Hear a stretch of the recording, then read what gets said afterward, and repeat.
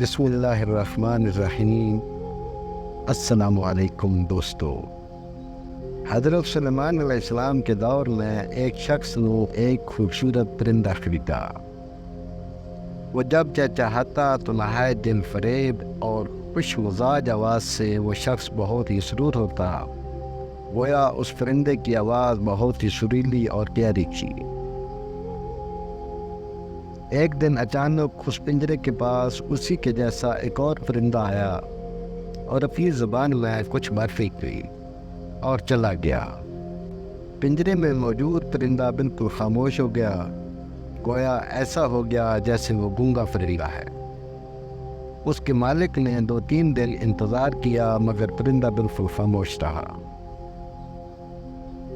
وہ شخص حضرت سلیمان علیہ السلام کی بارگاہ میں اس پرندے کو پنجرے سمیت لایا اور شکایت کی کہ یہ بہت مہنگا پرندہ خریدا تھا، اس کی آواز مجھے مسرور کرتی تھی مگر اب نہ جانے کیا ہوا کہ بولتا ہی نہیں ہوں۔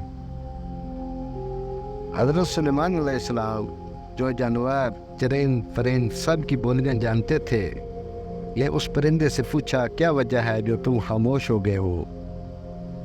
وہ پرندہ عرض گزار ہوا، اے اللہ کے برحق نبی، یہ شخص سمجھتا ہے میں خوش ہو کر چاہتا ہوں، مگر حقیقت یہ ہے کہ میں دیگر آزاد پرندوں کو دیکھ کر روتا ہوں کہ اے کاش میں بھی آزاد ہوتا تو کتنا اچھا ہوتا، مگر یہ میری زبان نہیں سمجھتا تو یہ خیال کرتا ہے جیسے میں بہت خوشی سے گنگنا رہا ہوں۔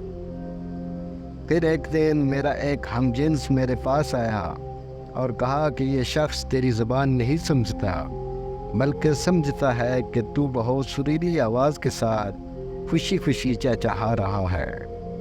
اگر تم اس کی قید سے آزاد ہونا چاہتے ہو تو رونا چھوڑ دو، بولنا فریاد کرنا بھی چھوڑ دو کہ اس پر تمہارے الفاظ اثر ہی نہیں کرتے کیونکہ یہ تمہارے درد کو سمجھ ہی نہیں سکتا۔ بس پھر کیا تھا، میں تب سے خاموش ہو کر صبر کر رہا ہوں۔ حضرت سلیمان علیہ السلام نے اس شخص سے کہا کہ پنجرہ کھول دو اور اس کو آزاد کر دو کیونکہ اب یہ پنجرے میں کبھی نہیں بولے گا۔ اس شخص نے کہا اگر اب یہ خاموش ہی رہا تو بلا وجہ اس کو رکھ کر میں کیا کروں گا؟ لہٰذا اس نے حضرت سلیمان علیہ السلام کے حکم کی اتباع کرتے ہوئے پنجرہ کھول دیا۔ وہ پرندہ فوراً اڑ کر درخت کی شاخ پر بیٹھا اور اس شخص کو دیکھ کر کچھ چہچہا کر اڑ گیا۔ اس شخص نے حضرت سلیمان علیہ السلام سے عرض کی یہ کیا کہہ کر گیا ہے؟